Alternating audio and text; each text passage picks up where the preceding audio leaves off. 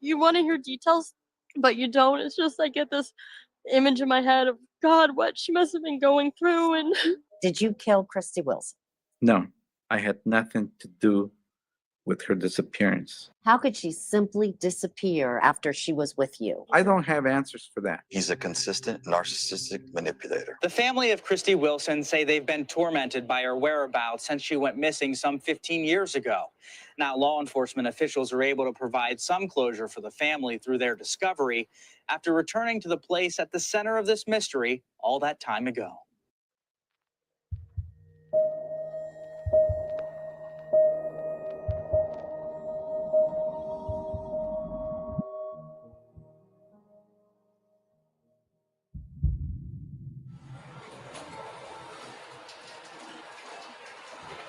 The 5th of October 2005, Thunder Valley Casino in Lincoln, California.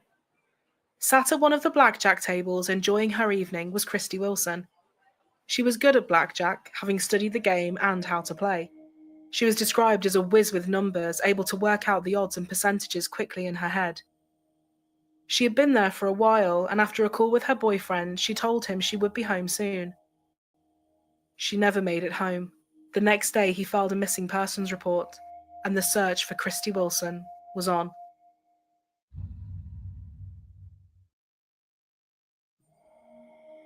"27-year-old Christie was the daughter of Debbie and Dennis. After her parents' relationship ended, Debbie married a man called Pat, who worked as a police detective in San Jose.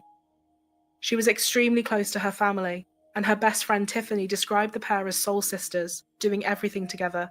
I picture her in our front room just dancing and laughing and having so much fun. I could be having the worst day and she would always be there for me. We always knew that no matter what we said, we were there for each other." Christie was in a relationship with a man called Danny Burlando. Danny and Christie had met the year prior while playing blackjack at the casino, and they soon moved in together. The relationship was described as a tumultuous one. About a month prior, a fight between the pair had become so aggressive and loud, the police were called to the apartment. Both were placed under arrest for domestic violence, and now Christie was missing. They looked at the call logs, which showed that Danny had called her phone 78 times. As a police officer, Pat said it didn't sit right with him, and he had a gut feeling that something was majorly wrong.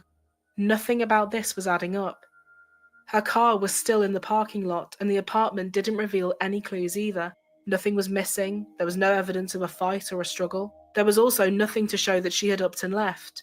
Everything important to her, including her beloved cat, were all still there. She wouldn't just leave and not tell anybody, there was no way.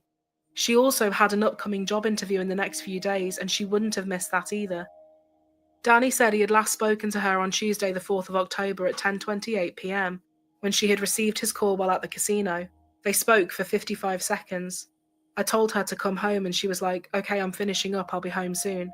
Footage of her taking the call was captured on surveillance cameras inside the casino. When she failed to come home, he started leaving messages for her. At 10:15 on Wednesday. It's now been 24 hours since I talked to you last, and I'm worried sick about you. Please call me. If you're okay, call me. If you're not okay, call me. Let me know what's going on.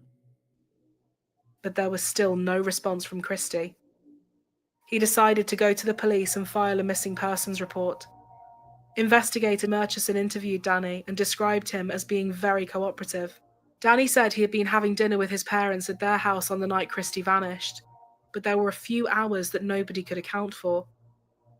From 11:30 p.m. when he was dropped home to when he used his phone the following day. The police decided to take the investigation back to where they knew she had last been seen, the Thunder Valley Casino. The casino was covered by a network of cameras, and these would be able to give a minute-by-minute account of exactly what Christie had done that night. Christie could be seen pulling into the casino parking lot and heading inside.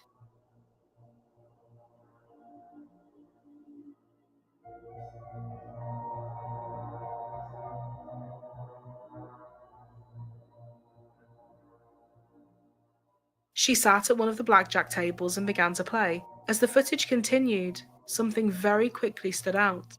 Sat next to Christie was an older male. He could be seen talking to her and attempting to put his arm around her, but she quickly and firmly brushed him off. She was drinking, but not heavily. The staff in the casino knew her quite well and found her behaviour that night to be not like the Christie they knew. The abrupt change in her personality was very strange, and some of the staff discussed asking her to leave due to it. Then the man sitting next to her got involved, telling the staff he would look after her.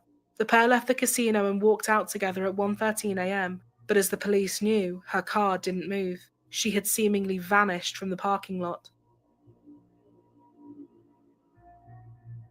Search and rescue teams were organised and deployed and were searching everywhere they could think of.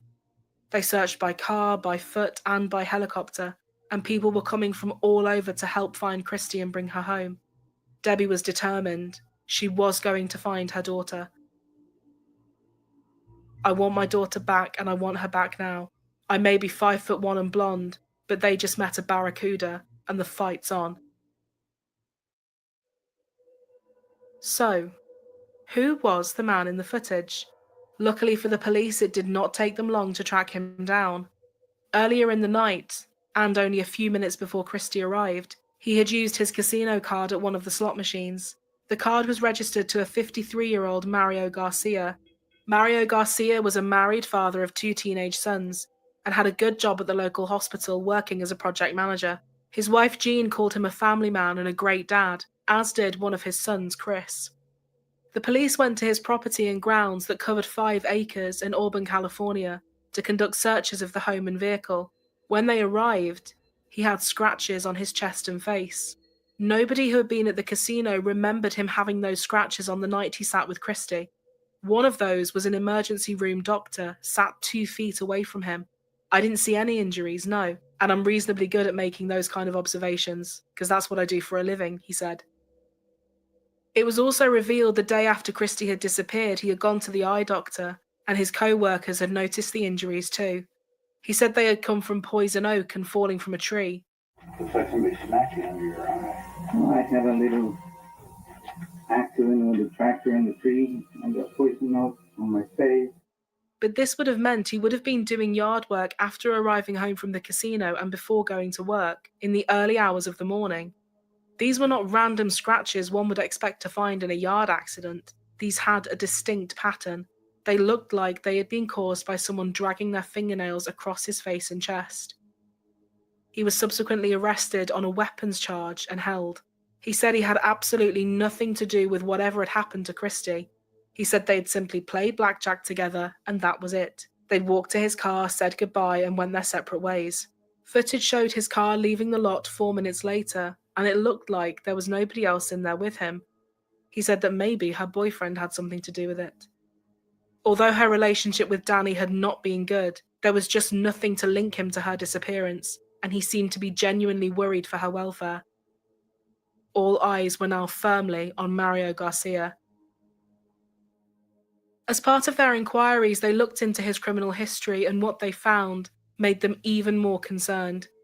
In 1978, near Oakland, California, the then 27-year-old Mario met his neighbor, 26-year-old Wendy Ward, and the pair soon began dating. Although things initially appeared to be okay, he showed he had an extremely nasty temper when she tried to call time on their relationship.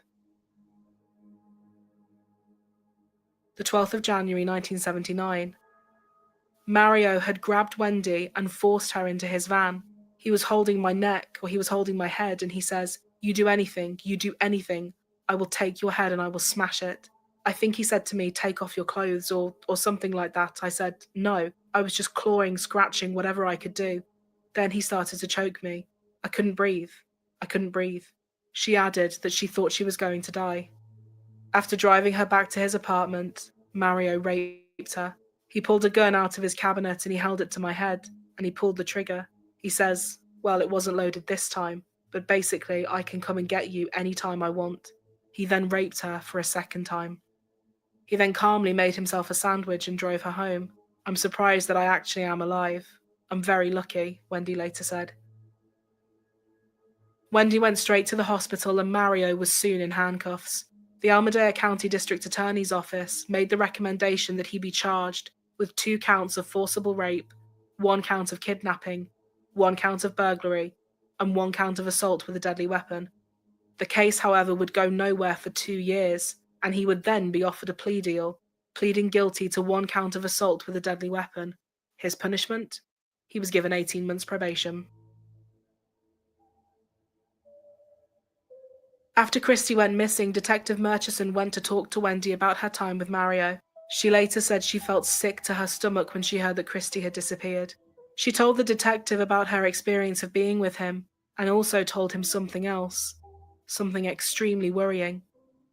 In 1979, after his relationship with Wendy had ended, he began seeing another woman called Lynette Smith. Lynette was described by her brother Tom as outgoing and fun to be around. Just like Wendy, the relationship was extremely volatile. Mario was angry with Lynette after she chose to terminate a pregnancy after falling pregnant by him. But they decided to celebrate the holiday season with each other, and with Lynette's mom, Violet, too. After having Christmas dinner, all 3 of them got into Lynette's vehicle. That Christmas night, a call came into the emergency services. By Oakland Airport, a car had plunged into the Oakland estuary. When they arrived, Lynette and her mother were deceased. Mario had survived. He later said that he had panicked and took his seatbelt off, opened a window and climbed out as the water rushed in. Everybody else, I presumed, got out, he said.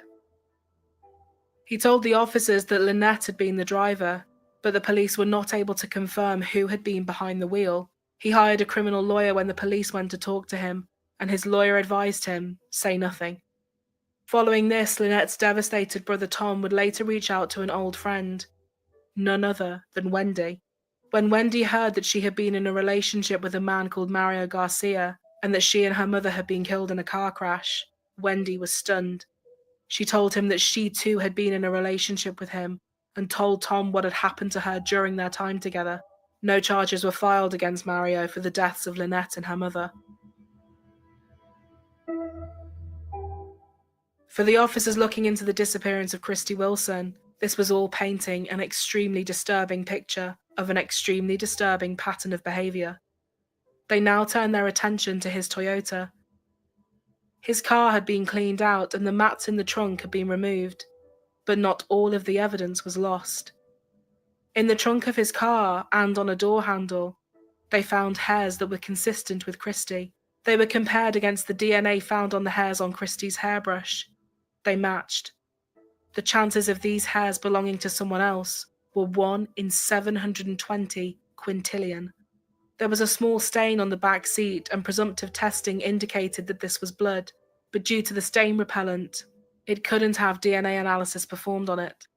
To try and piece more of this baffling puzzle together, the officers went back to the security cameras at the casino. They knew they had left together at 1:13 a.m, so would the cameras from the parking lot show them anything else? As they walked away, she could be seen pushing his arm away as he attempted to put it around her. Frustratingly, the cameras that covered the parking lot were not fixed. They moved and scanned the lot periodically, causing different sections to come in and out of view. However, when his Toyota was unlocked, the lights would flash 4 times. 3 minutes and 41 seconds later, the headlights went on, and he began to pull out of the space. He told the police that she had left her phone in the casino and had gone back inside to pick it up. None of this was backed up by the surveillance cameras. She hadn't gone back in, meaning that the last confirmed sighting of her was the footage that showed her walking away with Mario. Officers believe that she was incapacitated in the vehicle, possibly in the rear seats, meaning she wouldn't have been visible to the cameras. He said he had driven straight home, but if this was true, why did the cameras show him driving the wrong way? He said he got home, went to bed, and then left for work at around 8:30, but his phone records said otherwise. He had actually called his wife at 7:51 a.m, and this call pinged off of a tower north of his property. His wife would not cooperate or talk with the police. The more they looked into his story, the more holes they found. He was adamant that he had made it into work for an appointment he had scheduled at 9 a.m, but his co-workers said, no, he was late. He actually arrived nearer to 10. It had now been 3 weeks since Christie was last seen in the casino, and the searchers had turned up nothing. The decision was made to charge Mario Garcia with murder without a body. It would be the first attempt at a prosecution like this in the county. People who knew Christie speculated as to whether or not he put something in her drink. It was later discovered that a week after Christie went missing, Mario had made online searches regarding how they tested for date rape drugs. He also visited websites looking at forensic firearms evidence and forensic toxicology. He was still denying any involvement. He was interviewed by 48 Hours in 2006 and said he had nothing to do with Christie going missing. We were at that table for a period of time until that table got hot. She asked me, "Hey, do you want to go to another table?" And I said, "Sure." Correspondent Erin Moriarty asked him, "What happened to her, Mario? How could she simply disappear after she was with you?" "I don't have answers for that," he said. What about what had happened with Wendy? He said she made allegations that were not true. According to him, there was no gun involved, and referred to their relationship as a, quote, stormy one. He denied he was physically abusive. In September 2006, the trial of Mario Garcia began. His lawyer argued that there was not enough evidence to convict him of murder, and said that Christie could still be alive somewhere. But, frankly, the facts spoke for themselves. He had been the last person to see her. He was seen leaving with her. He had scratches on him that were not there when they were sat at the table. He had driven away from the direction of his house and was not at home when he said he was. He was late for work the following day and had to go to the eye doctor because of the injuries to his face. He had made several concerning internet searches, and most damningly of all, her blood and hair was found in his car. The jury did not hear about his previous episodes of violence, but there was one person who made sure she was there to support Christie's family, Wendy. In an amazing display of solidarity, she arrived at the courthouse to be there and show her family they were not alone.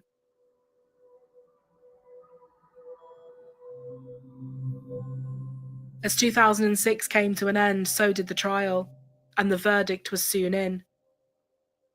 Mario Garcia was found guilty of murder. His sentencing would take place in January, and Debbie said that she was hopeful that if offered a reduced sentence, he would finally admit to where Christie was, but he didn't. I suppose that at this hearing I'm supposed to ask for mercy, for forgiveness, and to show remorse. However, I will not do such a thing. I did not kill Christie Wilson. I am innocent. Mario Garcia was sentenced to 25 years to life, but this would end up increasing. Due to his previous attack on Wendy, the minimum term was doubled to 59 years to life. His sentence began on January the 11th, 2007. After his conviction, his wife Jean filed for divorce. The sentencing hearing gave Christie's family the chance to address her killer. Stacey, Christie's sister, said that Christie was her other half. "She was a part of me. I've lost a part of my past, present, and future." Christie's stepfather called Mario a sick human being and an animal.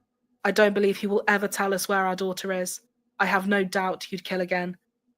Christie's father, Dennis, was overcome with emotion as he told the court, "I'll miss not walking her down the aisle, playing with my grandchildren. That has been taken away from me because of your disregard for human life."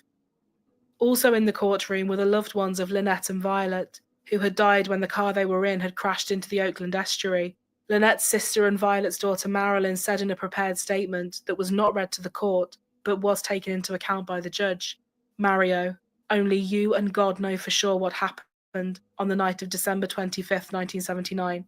I don't know if there's a life hereafter, but I do know that if there is, my mom and Lynn met Christie as she arrived, and the three of them helped me write this statement." She added that she hoped he would never, ever be released from prison. Finally, he had been brought to justice. But it was certainly bittersweet. As Detective Murchison said, "I think the system failed Wendy. It failed a lot of people. It failed Lynette Smith and Violet Davis. Unfortunately, these investigations were handled differently back then." Although her killer had now been caught, one question remained. Where was Christie Wilson? After he was found guilty, Debbie spoke to reporters and said she felt like justice had been served. "Now, if he's any kind of man, he'll tell us where he disposed of my daughter." The agony of not knowing where she was all-consuming. Two investigators that had been on the case from the beginning, Don Murchison and Nuno Tavares, were not giving up. They were determined they were going to find Christie. For them, Mario being convicted was not the end. They carried out searches in septic tanks, abandoned mine shafts, literally anywhere they could think of. Detective Murchison said, "We actually pumped an entire septic tank out. We pumped out the entire 2,000 gallons of sewage and went through it by hand. But still, there was nothing. We wanted to find her to show Mario, you are not going to win. You're not winning this. We're going to find her and bring her home to the family." Mario Garcia continued to file appeals against his conviction, something that made life incredibly hard for Christie's family. Debbie said, "You can't move forward completely when you have all these appeals. You know, it's like you move forward 5 steps and then you're back in it again." Flash forward to 2017. Debbie decided to contact Mario and he replied to her via letter. Though he didn't confess to killing Christie, he did apologize to Debbie, even insinuating that if he could be released early from prison, he would offer up information. "I would give you anything if I could go home to die surrounded by my family," he wrote. Ultimately, Debbie decided to cease contact with him. "I was sitting there thinking, what on earth are you doing, Debbie? Get a grip.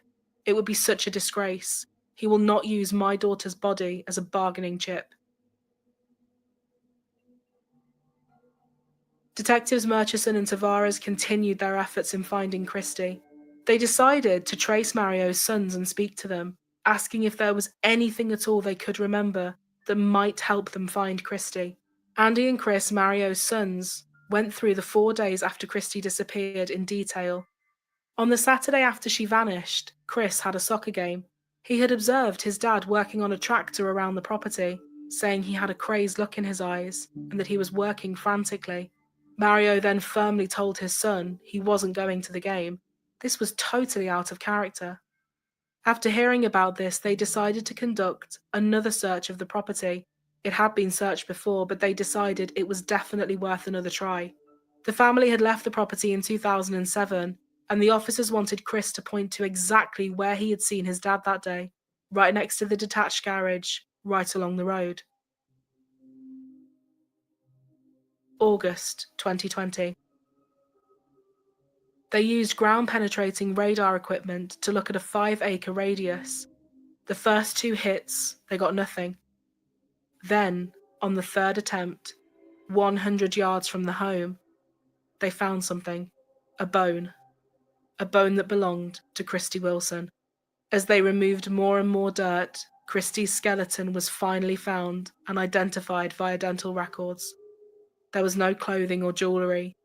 In Placer County, the body of Christie Wilson has been found 15 years after she was kidnapped from Thunder Valley Casino. Yeah, deputies say this is the result of Christie's family and detectives never giving up. Now, this discovery doesn't change anything about the killer's case, but it does bring Christie's family some peace. Deputies say her killer, Mario Garcia, did not lead them to the body. They say he has never made an honest effort to cooperate on this case. Why hadn't this been spotted by the first search team? Well, it wasn't concentrated to a small area. There was landscaping across the property, and he had at least 4 days to do it. They had taken cadaver dogs around the property as part of the first search, but the dogs didn't detect anything. Detective Tavares said cadaver dogs are a tool like any other tool that we use. Sometimes they work, sometimes they don't. Her cause of death could not be determined, but she was found to have a broken hand and a broken nose. Christie's family would later address the media following this revelation. Today is an absolute joyous day. It's a day that for 14 and a half years, I and my family have traveled a journey, and to this day that we have so longed for. Debbie Boyd, the mother of Christie Wilson, finally getting some closure. It's a day of peace, a peace that we haven't had. And we are so happy to finally be able to close this chapter of torment. But even after months of searching, Wilson's body was never found until last week. That's when detectives returned to Garcia's former home in Auburn. This is drone video of that 4.5-acre property. They had searched her before several times, but this time they found her thanks to new underground technology and some new information. Ground penetrating radar. It wasn't until we used that ground penetrating radar that we were able to get a more narrow defined area to search where we located her. Placer County Sheriff Devin Bell says they never stopped looking for Wilson. We've all been longing for closure, and today we can move one step closer. The Placer County DA calls this a great day for justice. That jury had a difficult task. They got it right. And they knew it, and we all knew it. This is an example of the greatest level of perseverance of the police department. I mean, seriously, these men worked tirelessly on this case. They persevered. It was a knock on Debbie's Scottsdale, Arizona home one warm August night. Placer County detectives, who worked countless hours on Christie's case, packed a bag and came here to hop on a plane. They wanted to tell Debbie in person. I'm standing in front of my door in Scottsdale, Arizona. I was kind of just in a fog, like, what are you doing here? I went, oh my gosh, did you find her? And they shook their head yes. And with that, I think I went into shock a bit. And I kept asking them, are you sure? Are you absolutely sure? And they said, yes, we are. We're absolutely sure. At the press conference announcing her remains had been found, Placer County Sheriff Devin Bell addressed the media. What's important for everybody to remember is the search for Christie never stopped. We've been looking since 2005. This is about detectives and investigators being tenacious and committed to piecing together a puzzle. Part of the difficulty in us finding Christie, as I'm not going to use his name, was a convicted murderer who refused to cooperate and would not supply any information that would lead to closing this for the family or extend any sense of compassion towards them. And that's what we're about today, is closure for the family. I feel we do now have a sense, although bittersweet, there is a sense of peace. We can, the torment of not knowing where she is, coming up with a million different scenarios in our own head, that is gone. I can let that go now. We can bring her home and give her a proper, respectful burial that she so deserves. Christmas Eve 2020. New tonight, a notorious Sacramento area killer has died behind bars. Mario Garcia, convicted of killing Christie Wilson in 2005, died of pneumonia on Christmas Eve. Just a few months after Christie's remains were finally found, Mario Garcia died from complications relating to COVID-19. He was 68 years old.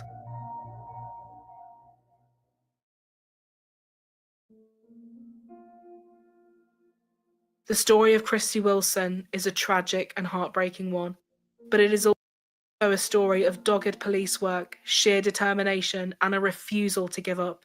The dedication of her family and the officers into finding her and bringing her home is nothing short of inspiring.